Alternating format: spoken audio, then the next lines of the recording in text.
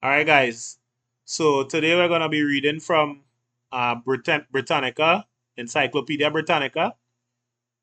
This is the 11th edition of 1910. We're going to be reading up on the history of trusts and trustees. Trust and trustees in the law of equity.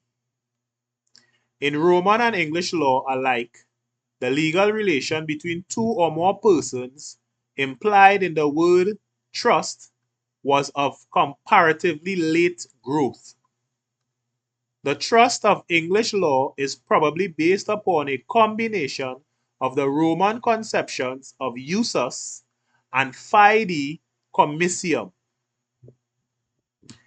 To usus is perhaps due the name as well as the idea of that right over property coordinates with the right of the nominal owner possessed by the person having the use. To fide commissum appears to be due the name as well as the idea of that confidence reposed in another, which is the essence of the modern trust. Usus was in Roman law a personal servitude or right of one person over the land of another, confined to his personal wants and without the right to the produce and profits which usufructus carried. It has little in common with the use of English law, but the name and the conception of a dual ownership. A fide commissum is more important. See Roman law.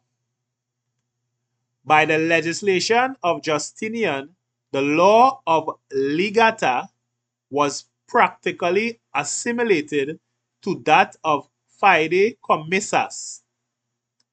The only thing that distinguished the one from the other was the mode in which the gift was made.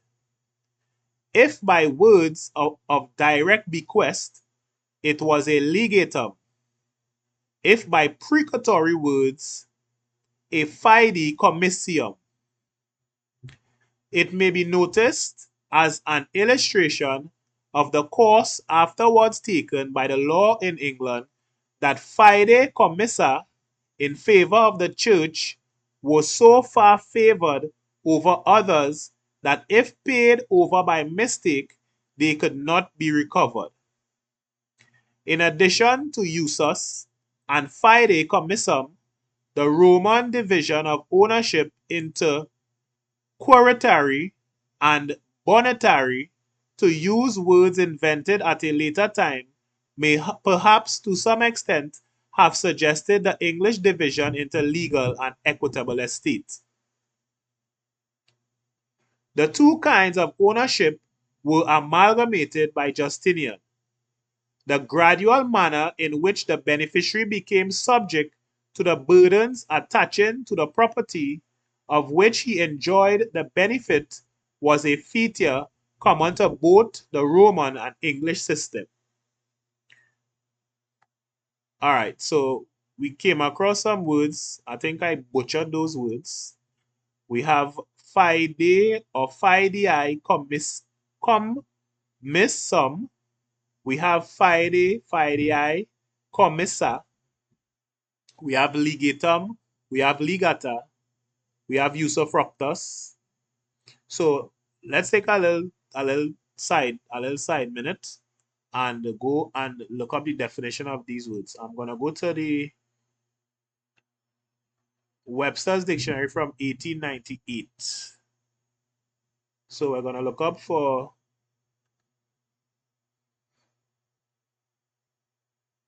fide.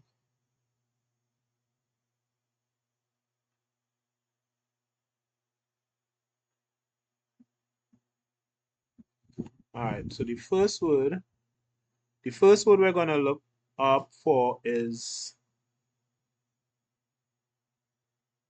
okay. So we're gonna look for usus first. No, we're gonna look for fide commissum. So we're gonna put Friday commissum first.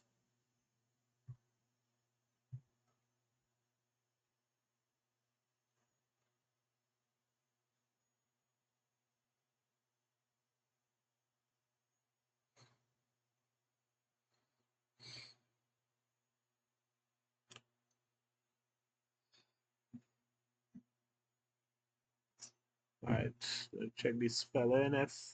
Fidei. Fid.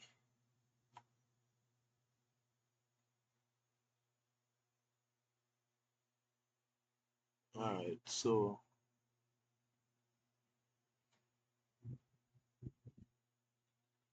F, okay, so we don't have the definition in this dictionary here.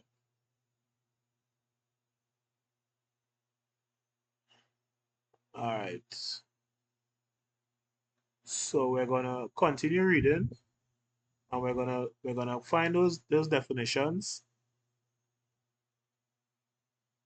Or let me just try Google. FIDEICOMMISS.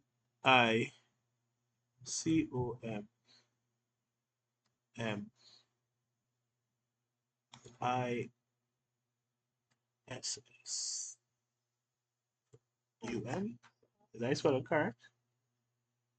Let's check back here.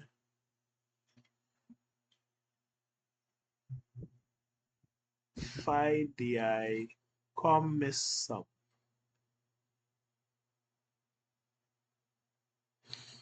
Yeah, that's like correct.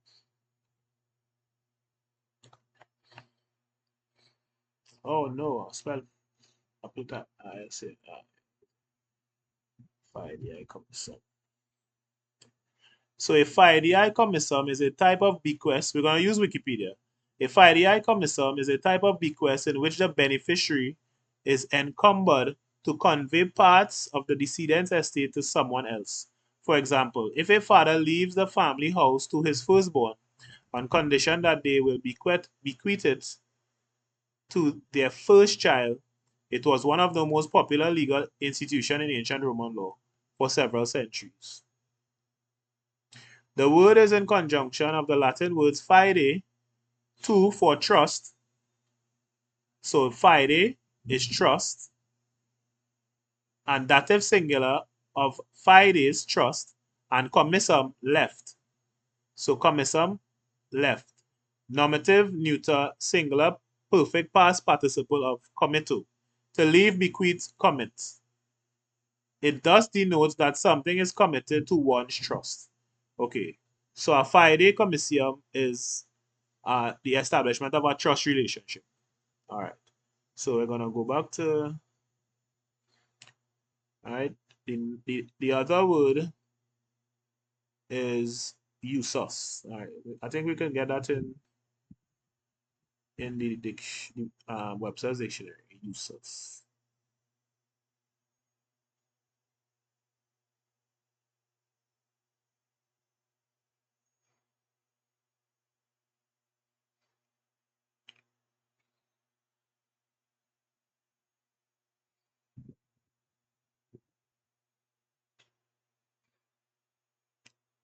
Usus.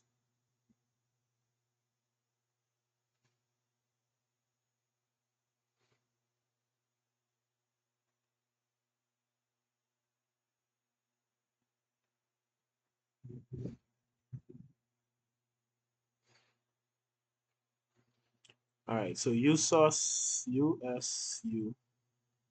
U-S-U-S.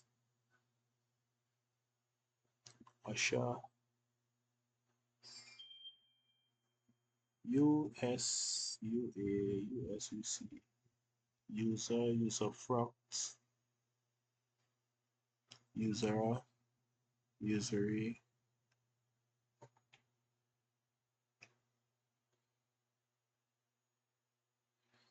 Oh wow. These words really old boy. Usus, usurp, usurious.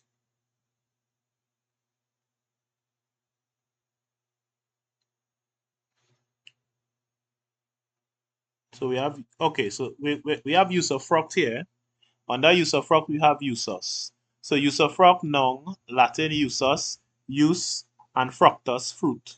The temporary use and enjoyment of lands or tenements, or the right of receiving the fruits and profits of lands or other thing without leaving the right to alienate or change the property.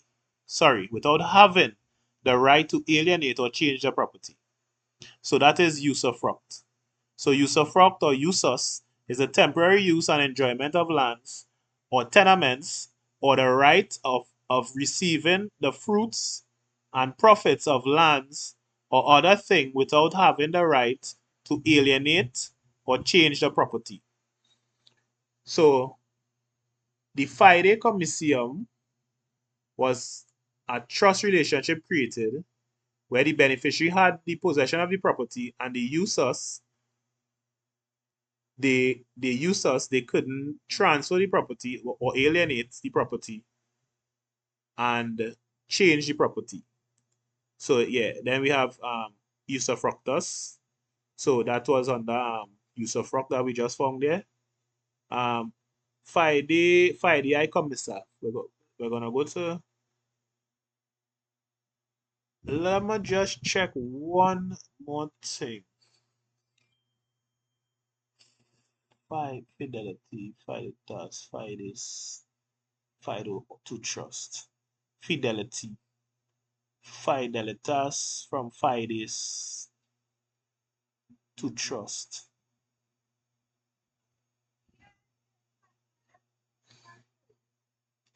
All right. So as we found usus under usufructus, I was thinking that we could have find fide commissar under like fidelity, uh, fiduciarius, the trust, fiduciary, one who holds a thing in trust, a trustee, pronounce five. All right. Okay, so we're gonna try Wikipedia again.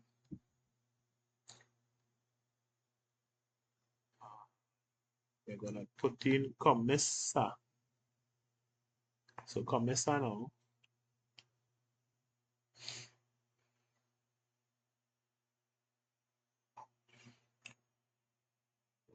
Friday comes. Oh, I place the S again. All right, so Friday commissar in civil law a trust. So the Friday commissar was the trust. The Friday commissar was the beneficiary or the one that held the trust property. And the usufruct was the use of the property without the right to alienate or um, modify or change the property. So the Friday commissar is the trust. It's a trust. A benefit bequeathed to a beneficiary who inherits the benefit subject to the obligation of bequeathing it to another. So a benefit bequeathed to a beneficiary who inherits the benefit subject to the obligation of bequeathing it to another. So that's a fide commissar. So somebody who has the benefit in trust and they have to bequeath it to another upon their completion or use of it, in an estate. All right. So we have now usufruct. We looked at usufructus. We have um, ligata. Ligata. Try the American dictionary again. Ligata.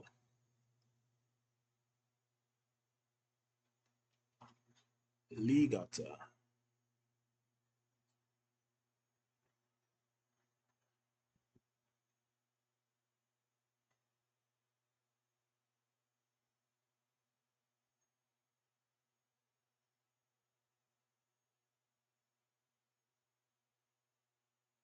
All right.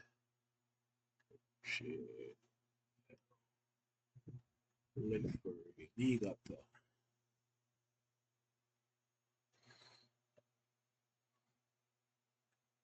So the words change, but the definitions remain the same.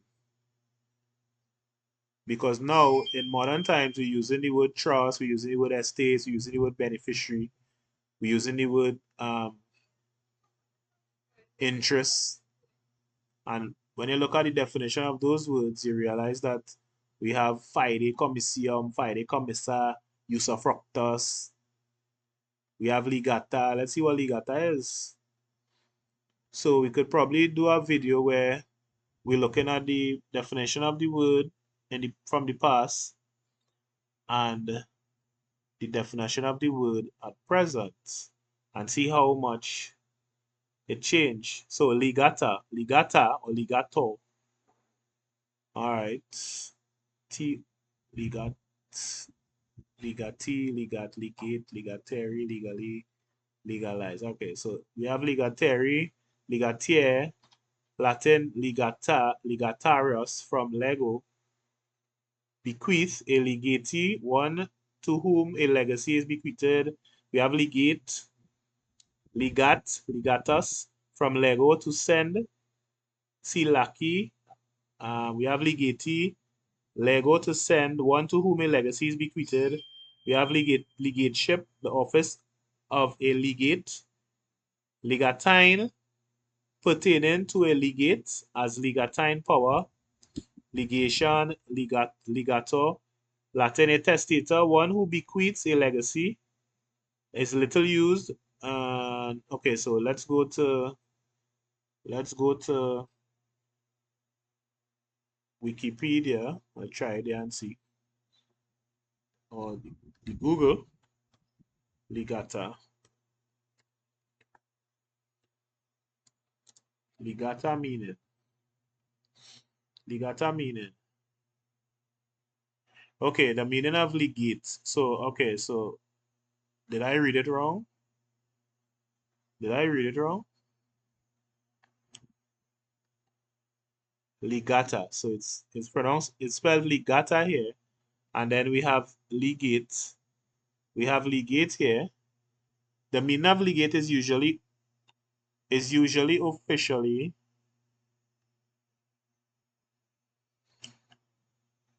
emissary. How to use legate in a sentence. English translation of legato. The official Collins Italian English Dictionary. So we have legato, we have legate, we have the Merriam-Webster giving us legate for legata.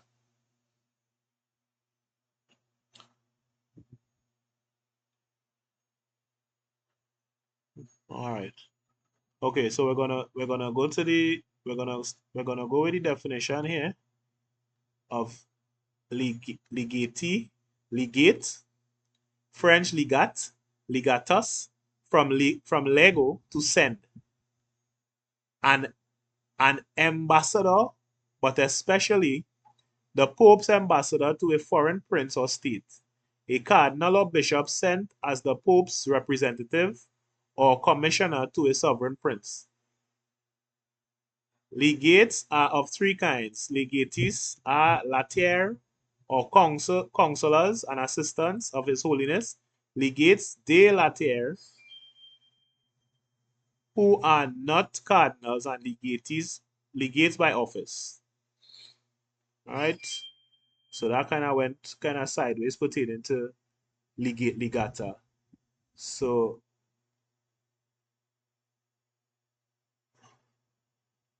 legator, a testator, one who bequeaths a legacy.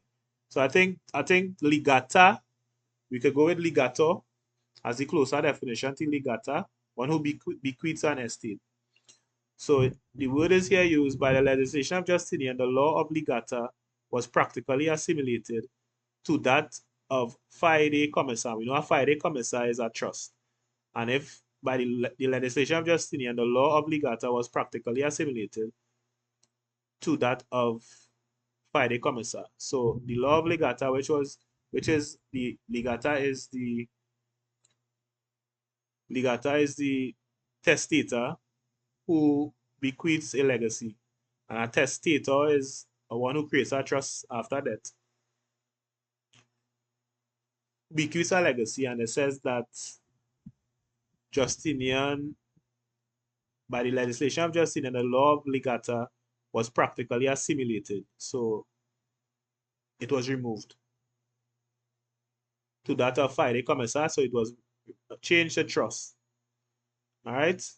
So we're going to continue here now. So use in early English law, the use or trust. We have a citation here. 2. Use seems to be an older word than trust. Its first occurrence in statute law is in 7 RIC dot the second C dot 12 in the form of OEPs. In Littleton, confidence is the word employed. The statute of uses seems to regard use, trust, and confidence as synonymous, according to Bacon. It was its permanency that distinguished the use from the trust. So this will be RIC will be Richard II. Sorry. 2. So the use or trust is said to have been the invention of ecclesiastics well acquainted with Roman law. The object being to escape the provisions of the laws against mortmain by obtaining the conveyance of an estate to a friend on the understanding that they should retain the use, that is, the actual profit and enjoyment of the estate. Uses were soon extended to other purposes. They were found valuable for the defeat of creditors, the avoiding of attainder, and the charging of portions. A use had also the advantage of being free from the incidents of feudal tenure. It could be alienated inter vivos by secret conveyance and could be devised by will. In many cases, the feoffee, we have a subtitle here, 3, feoffment, though the usual, was not the only mode of conveyance to uses. The preamble of the statute of uses mentions fines and recoveries and other assurances. So in many cases, the feoffee to uses is as trustee to trusts. So in many cases, the feoffee to uses, as he was called, or the person seized to the use of another, seems to have been specially chosen on account of his rank and station, which would enable him to defy the common law and protect the estate of his seteke use. Seteke use is beneficiary. So a beneficiary to a use. Alright? And a feoffment is the creation of the use, or in modern terms, a trust.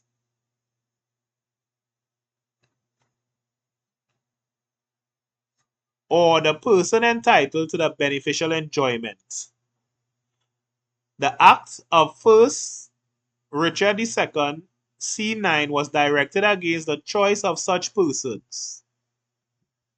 This alienation of land in use was looked upon with great disfavor by the common law courts, in whose eyes the seteke use was only a tenant at will. Possibly the ground of their refusal to recognize uses was that the assizes of the King's Court could only be granted to persons who stood in a feudal relation to the king. The denial of the right followed the denial of the remedy. The use was on the other hand supported by the court of chancery, and execution of the confidence reposed in the feoffee to uses was enforced by the court in virtue of the general jurisdiction which as a court of conscience it claimed to exercise over breach of faith. Jurisdiction was no doubt the more readily assumed by ecclesiastical judges in favor of a system by which the church was generally the gainer. A double ownership of land thus gradually arose. The nominal and ostensible ownership, the only one acknowledged in the courts of common law, and the beneficial ownership protected by the court of chancery. The reign of Henry V, to a great extent, corresponds with that of Augustus at Rome, as the point of time at which legal recognition was given to what had previously been binding only in honor. The means of bringing the feoffee to uses before the court was the writ of subpoena, said to have been invented by John de Waltham, Bishop of Salisbury, and Master of the Rolls in the reign of Richard II. By means of this writ, the feoffee to uses, or the trustee to trust, could be compelled to answer on oath the claim on his seteke use, or his beneficiary. The doctrine of the Court of Chancery as to the execution of a use varied according as there was transmutation of possession or not. In the former case, it was unnecessary to prove consideration. In the latter, generally a case of bargain and sale, the court would not enforce the use unless it was executed in law. That is, unless there was a valuable consideration, even of the smallest amount. Where no consideration could be proved or implied, the use resulted to the feoffer, and the feoffer is the settler, so the settler of a trust. The feoffer to the feoffment, the feoffee, the trustee, the seteke use, the beneficiary. This theory led to the insertion in deeds, especially in the lease, of the lease and release period of conveyancing of a nominal consideration, generally 5 shillings. Lands either in possession, reversion, or remainder could be granted in use. Most persons could be feoffees to uses, trustees to trusts. The king and corporations aggregate were, however, exceptions and were entitled to hold the lands discharged of the use. On the accession of Richard III, who from his position of authority had been a favorite feoffee, it was necessary to pass a special act, 1 Richard III c. 5, vesting the lands of which he had been feoffee either in his co-feoffies or, in the absence of co-feoffies, in the seteke use. So all the lands that Richard III was the trustee of, as he ascended, or in his accession, all the lands that he was trustee of had to be vested in his co-feoffies, or in the seteke use, the beneficiary. So it had to return to the beneficiary, or be vested in the co-feoffies. The practical convenience of uses was so obvious that it is said that by the reign of Henry VII, most of the land in the kingdom was held in use. So everybody back then were putting their land in use so that their land will not go to the king. The freedom of uses from liability to forfeiture for treason must have led to their general adoption during the Wars of the Roses. 1. So we have a subtitle here, 1, the War of the Roses. The use, as in later times the trust, was however forfeited to the crown on attainder of the feoffee or trustee for treason. The secrecy with which the use could be transferred, contrary as it was to the publicity required for livery of ceasing at common law, led to the interference of the legislator on several occasions between the reign of Richard II and Henry VIII. The general tendency of the legislation being to make the seteke use more and more subject to the burdens incident to the ownership of land. So the legislator kept interfering in the use and the creation of uses by ensuring that the seteke use had as much possession of the land as possible. Because once the seteke use, remember the seteke use would be the one that the settler put the land into use for, into trust for. And remember, the settler could also be a seteke use or a seteke trust or a beneficiary. So if the beneficiary is still has control and still has a lot of burdens incident in the ownership, then they could attach obligations to the beneficiary in the land, and thus the land, the king could access the land and get the land from the beneficiary. So you see how convoluted those times was. In feudal times, they were, everything was belong, the king wanted to have control and ownership of everything.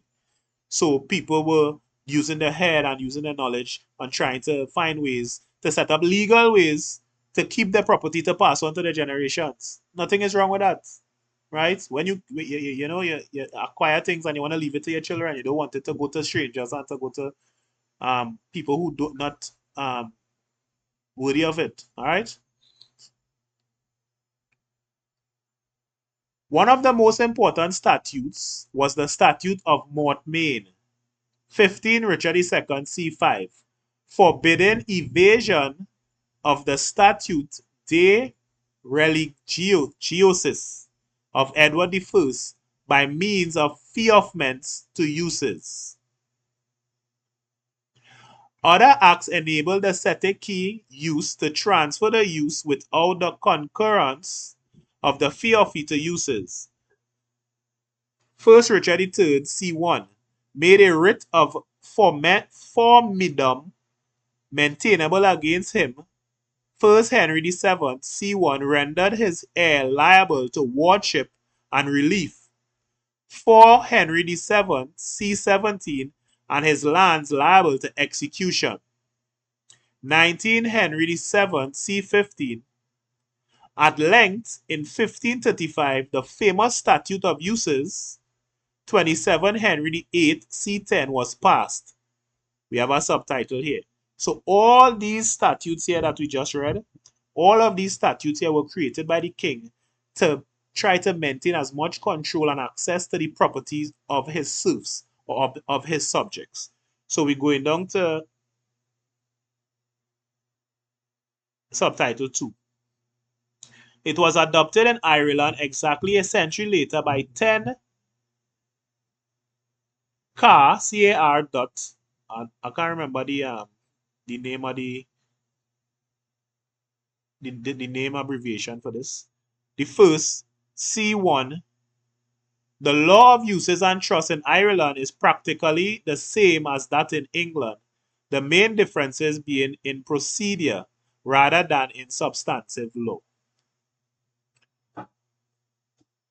The preamble of the statute enumerates the mischiefs which it was considered that the universal prevalence of uses had occasioned, among others, that by fraudulent feoffments, fines, recoveries, and other like assurances to uses, confidences, and trusts, lords lost their feudal aids, men their tenancies by the courtesy, women their dower, manifest perjuries and trials were committed, the king lost the profits of the lands of persons attainted or enfeoffed to the use of aliens, and the king and lords their rights of year, day, and waste, and of escheats of felons' lands.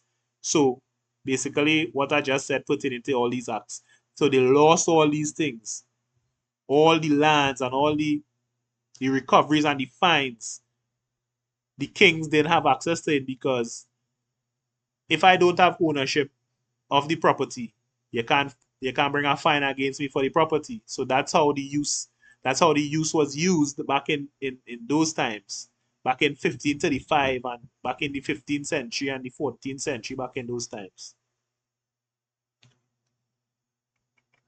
To remedy this state of things, it was enacted inter alia that where any person was seized of any hereditaments to the use, confidence, or trust of any other person by any means, the person having such use, confidence, or trust should be seized, deemed, and adjudged in lawful season, estate, and possession of such hereditaments. Full legal remedies were given to the seteke use by the statute. He was enabled to distrain for a rent charge, to have action, entry condition, etc. The effect of this enactment was to make the seteke use the owner at law, as well as in equity, as had been done once before under the exceptional circumstances which led to 1st Richard III c5, provided that the use was one which before the statute would have been enforced by the Court of Chancery.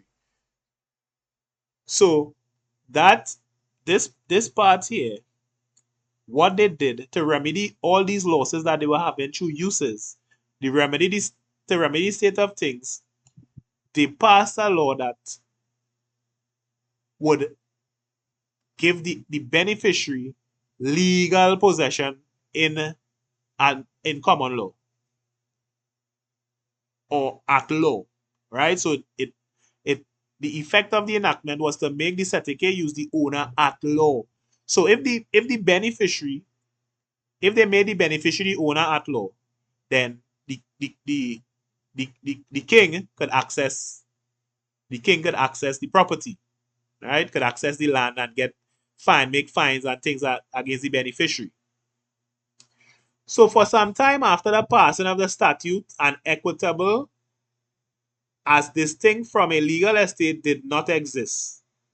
So after passing the statute, title, equitable and legal title did not exist. It didn't have recognition of equitable title, and it did not have recognition of legal title or equitable estate or legal estate. But the somewhat narrow construction of the statute by the common law courts in Tyrrell's case,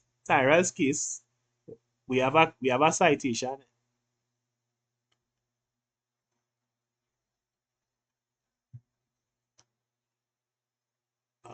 Did I pass it? Tyrrell's case.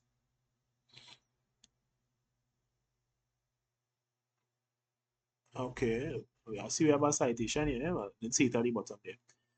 So in Tyrrell's case, 1557 enabled estates cognizable only in equity to be again created. So Tyrrell's case caused estates cognizable only in equity to be again created. So they started to recognize the equitable title or the equitable estate again after 1557. In that case, it was held that a use upon a use could not be executed. Therefore, in a fiefment to A and his heirs to the use of B, and his heirs to the use of C, and his heirs only, the first use was executed by the statute.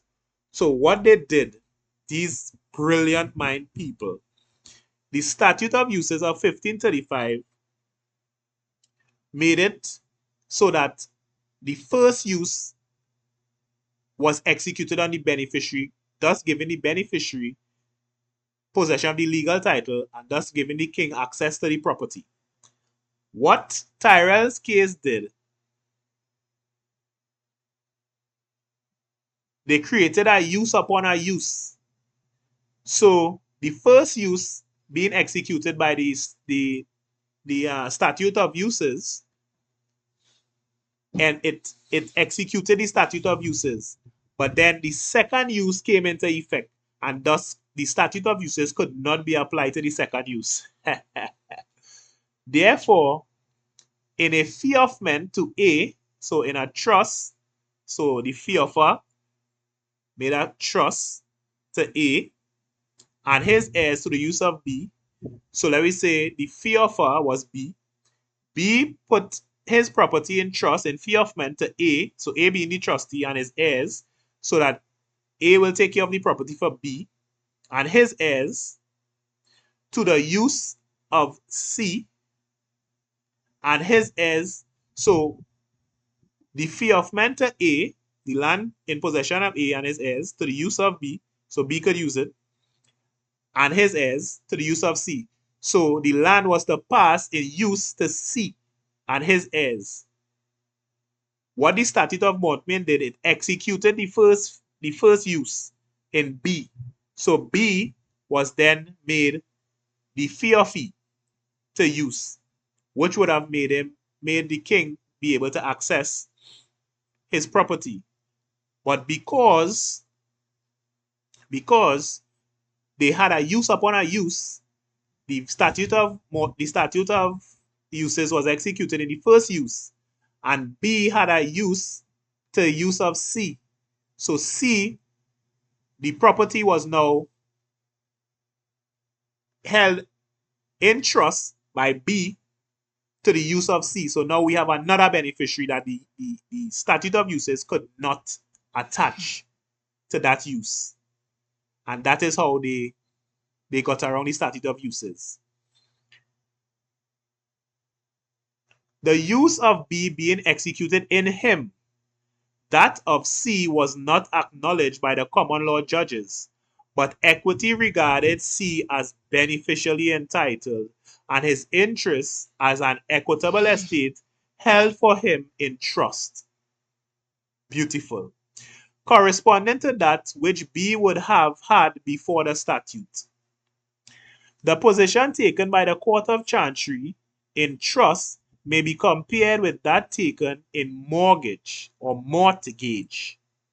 The Judicature Act 1873, while not going as far as the Statute of Uses and combining the legal and equitable estates, makes equitable rights cognizable in all courts.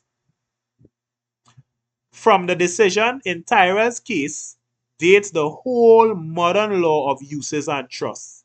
So from the decision in Tyrrell's case dates the whole modern law of uses and trusts.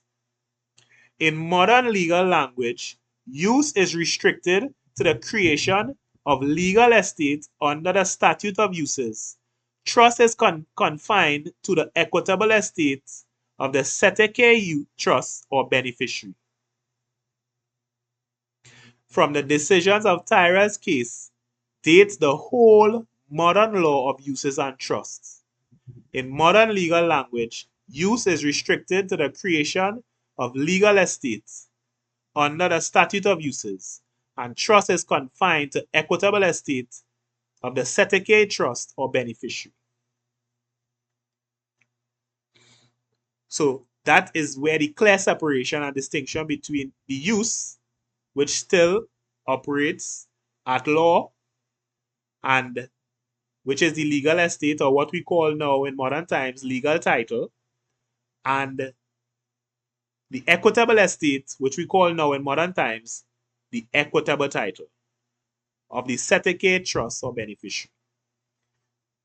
History, learning and understanding what happened then will give us a clear comprehension of what is taking place now. And with this knowledge, we'll be better able to express our trusts and administer our estates. So uses since 1535. The Statute of Uses is still the basis of conveyancing. Uses since 1535. The Statute of Uses is still the basis of conveyancing. A grant in a deed is still, after the alterations in the law made by the Conveyancing Act of 1881, made to and to the use of A. The statute does not, however, apply indiscriminately to all cases, as only certain uses are executed by it. It does not apply to leaseholds or copyholds, or to cases where the grantee to uses is anything more than a mere passive instrument. Example, where there is any discretion, any direction to him to sell the property. The ceasing to be executed by the statute must be in another than him who has the use, for where A is seized to the use of A, it is a common law grant. Meaning, if you have the property, if you are in both trustee and beneficiary, there is no trust. There is no use. It is a common law grant. The difference is important as far as regards the doctrine of possession. Constructive possession is given by a deed operating under the statute even before entry, but not by a common law grant until actual receipt of rent by the grantee. Don't we have deeds today where it is referred to us as grantee? And if you are a grantee, then you are a trustee. Then you are a tenant paying rent as a trustee, as the grantee. The operation of the statute of uses was supplemented by the statute of enrollments and that of wills. See will. The statute of enrollments 27 Henry VIII C16 enacted that no bargain and sale should pass a freehold unless by deed indented and enrolled within 6 months after its date in one of the courts at Westminster or with the custos rotutorum of the country. So the custos rotutorum of the county. The custos rotutorum of the county. Let us look up the definition of and it's sung as the possession of the role, the possessor of the role, or the custodian of the roles. Let us look it up. Custos rotutorum. I'll go to Google. It's sung as the custodian of the roles, and the custodian of the roles today is the Registrar General, right? Custos rotu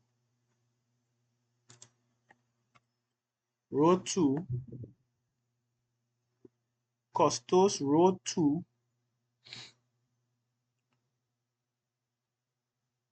custos rotutorum.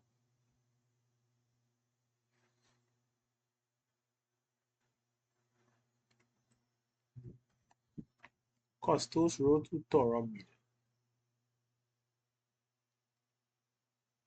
Custos rotulorum. Did I read it wrong?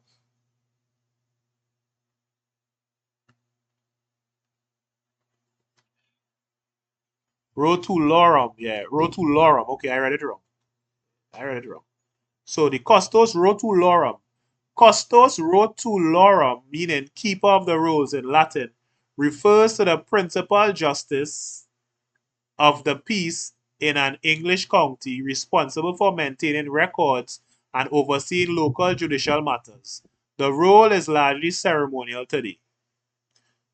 So we see how the positions remain the same, but they change the words. The meanings remain the same and they change the words on us, all right? So you're seeing how everything that has been happening all the way back in the 15th century, the 16th century, still happening today. So if we're not talking about trust and estates, and we're not talking about freehold and leaseholds and releases, trustees and beneficiaries, then we're not present. We're not present today. We're doing something totally different to what is happening. And from that, I guess we could see the type of problems that we have in society. Because if the system is operating a particular way and we operating contrary to the system, then we see where the problem lies. The problem lies in us. It doesn't lie in the system. So we can't blame the system, all right? So what we have to do, we have to study trust law, study estate law, and get smart, all right? So as the statute referred only to freeholds, a bargain and sale of a leasehold interest passed without enrollment.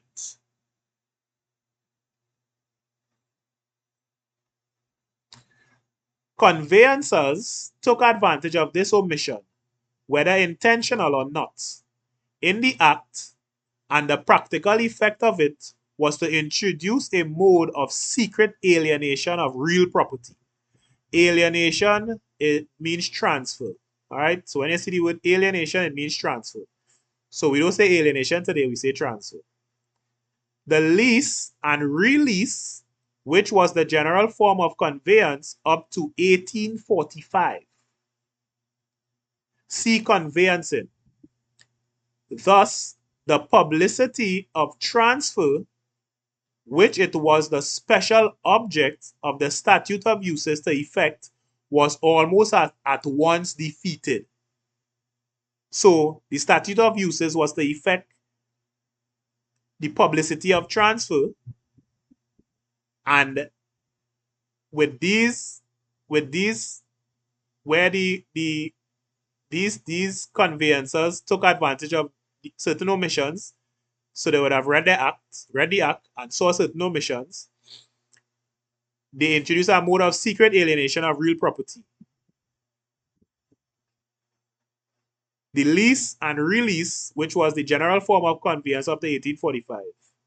So thus the publicity of transfer, which it was the special object of the statute of uses to effect, was almost at once defeated.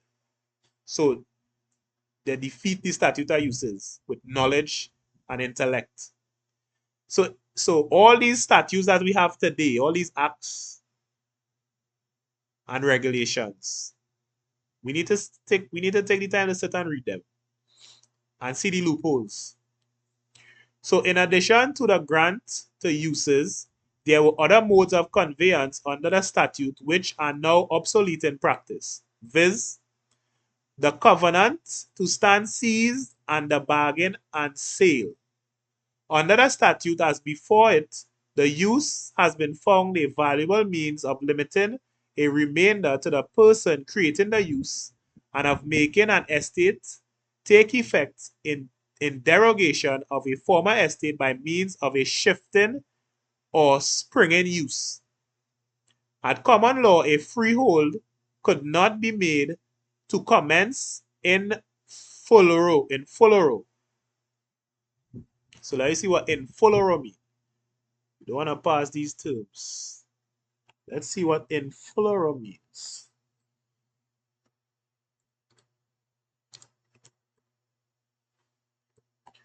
In fulero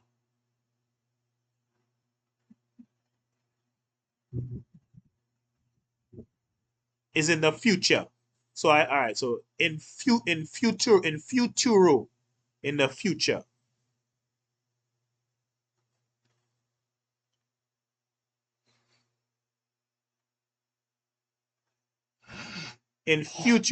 future. So at common law, a freehold could not be made to commence in the future. By this end might be attained by a shifting use, such as a grant common in marriage settlements to A to the use of B in fee simple until a marriage, and after the celebration of the marriage to other uses. So it couldn't create a use in the future. You had to create a use in the present. But you could have created a use with a specific act that is due to take place in the future. So a death is sure to take place. That's why I could create a testamentary trust, because death is inevitable. So you must die. So you could create a testamentary trust to take place in the future upon the death. And in the marriage settlement, you create a shifting use, such as a grant, common in marriage settlement. So you create a grant that is to take place upon the marriage of a issue of one of your child, or when they get married. So as such as a grant common in marriage settlements to A to the use of B in fee simple until a marriage, and after the celebration of the marriage to other uses. An example of a springing use would be a grant to A to such uses as B should appoint, and in default of and until appointment to C in fee simple. The difficulty in deciding where the ceasing was during the suspension of the use led to the invention of the old theory of scintilla juris. Scintilla juris. So let me see what scintilla juris is.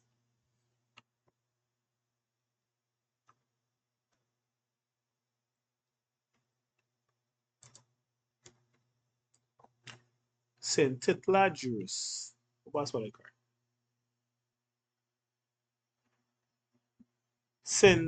Scintilla juris. Scintilla juris is a legal term that means a spark of right.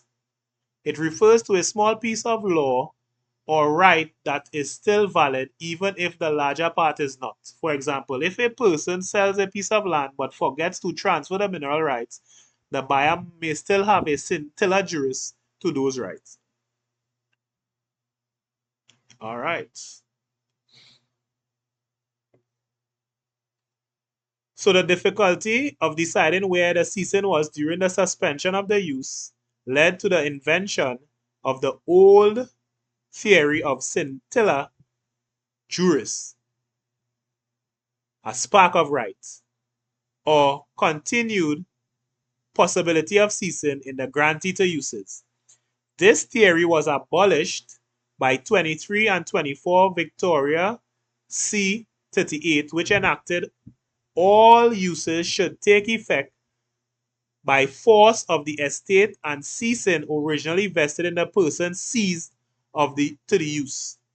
The most frequent instances of a springing use are powers of appointment, usually in wills and settlements. There has been much legislation on the subject of powers, the main effect of which has been to give greater facilities for their execution, release or abandonment, to aid their effective execution, and to abolish the old doctrine of illusory appointments. Right? Okay, so we're going to stop there. So we reach trust. So we're going to stop there. So what I get from this short read, Trust and Trustees, in the 15th century, when under the king, the rule of the kings, as in the Bible they spoke about when the people asked for a king, and they said that the kings will be worse, it will be worse to be under kings. It seemed that all the rights that the people have, the kings wanted to limit it as much as possible and to take their rights. So the people, by the oppression and the feudal system where everything was taken from them, everything was taxed.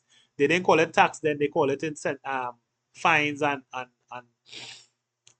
and different things like that. Incidents. They call it incident. The people found ways to protect their property for their heirs and beneficiaries, their children. All right. And even up to today, just look at the system that we're living in. Everything that we have, every right that we have are being encroached on. Our property, they tax everything, and you know so it's still you're still seeing the existence of the feudal system, the Roman Empire today. You're still seeing the existence of that when you read these old history books that talk about how things would have transpired back then. They change the words, but the definitions remain the same. So once we go, we rewind, we go and take the time to read up and learn these definitions of these words and superimpose them on today's um, system, we'll see exactly what it is taking place and we'll know exactly how to operate. Right? So thank you guys for your time and patience. We'll take it up from trusts on the next day. All right, have a blessed evening.